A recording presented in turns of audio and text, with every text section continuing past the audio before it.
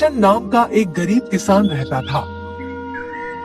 वह काफी मेहनत करता, लेकिन फिर भी उसका गुजर बसर बड़ी मुश्किल से हो रहा था। वो गांव के एक जमींदार के खेत पर काम करके किसी तरह अपना घर चला रहा था। एक वक्त था जब किशन की हालत ऐसी नहीं थी।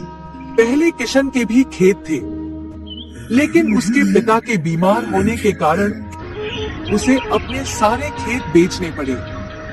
मजदूरी में मिलने वाले पैसों से पिता का इलाज कराना और घर का खर्च चलाना मुश्किल हो रहा था। उसका हर दिन इसी सोच में गुजर जाता कि कैसे घर की स्थिति को बेहतर किया जाए। एक दिन सुबह सुबह ऐसे ही सोचते सोचते वो जमींदार के खेत पर काम कर रहा था कि अचानक खुदाई करते करते उसकी कुदाल किसी धातु से टकराई और तेज आवाज हुई। किशन ने सोचा कि आखिर ऐसा क्या है, यहाँ जरा देखा जाए। उसने उस हिस्से को खोदना शुरू किया तो देखा एक बड़ा सा पतीला है। पतीला देखकर किशन दुखी हो गया, क्योंकि किशन ने सोचा कि पतीले की जगह अगर गहने या जेवरात होते तो उसके घर की हालत थोड़ी सुधर जाती। फिर किशन ने सोचा कि चलो अब खाना ही खा लेता हूँ। खाना खाने के लिए किशन ने अपने हाथ की कुदाल उस पतीले में ही फेंक दी और हाथ मुंह धोकर खाना खाने लगा। खाना खाने के बाद जब किशन अपनी कुदाल उठाने के लिए उस पतीले के पास पहुंचा, तो वो हैरान हो गया। उस पतीले के अंदर एक नहीं बल्कि बहुत सारे कुदाल थे। उसे कुछ समझ नहीं आया। तभी उसने अपने पास रखी एक टोकरी को भी उस पतीले में फेंक दिया। वो एक टोकरी भी पतीले के अंदर जाते ही बहुत सारी हो गई। ये सब देखकर किशन खुश हो गया और उस चमत्कारी जादुई पतीले को अपने साथ घर लेकर चला आया।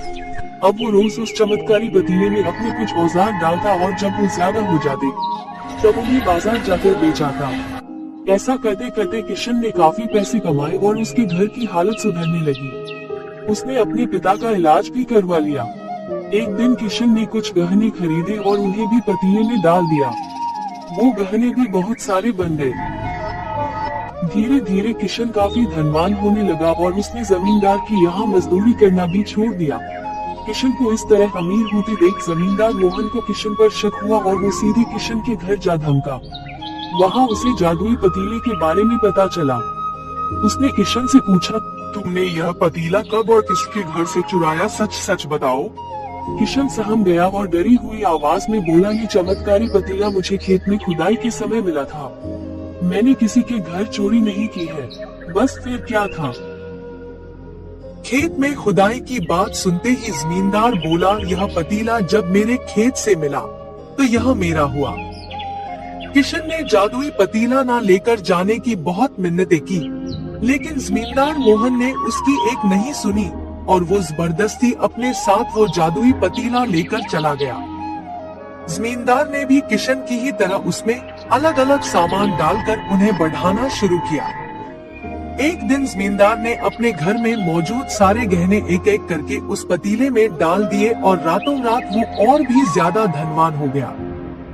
यूं अचानक एकदम से जमींदार के इतने अधिक अमीर होने की खबर नगर के राजा तक भी पहुंच गई। पता लगाने पर राजा को भी जादुई पतीले की जानकारी मिली।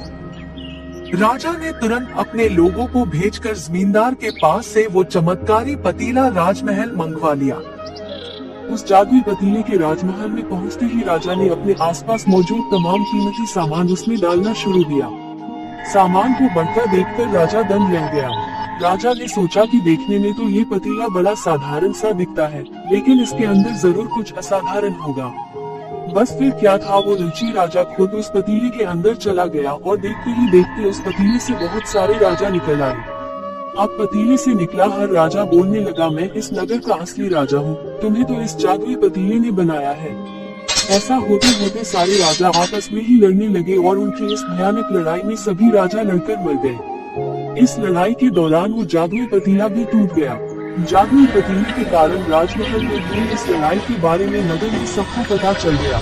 जैसे ही ये जानकारी अधूर किशन और जमींदार को मिली तो उन्होंने राहत की सांस लेकर सोचा कि अच्छा हुआ कि हमने उस जादुई पतीले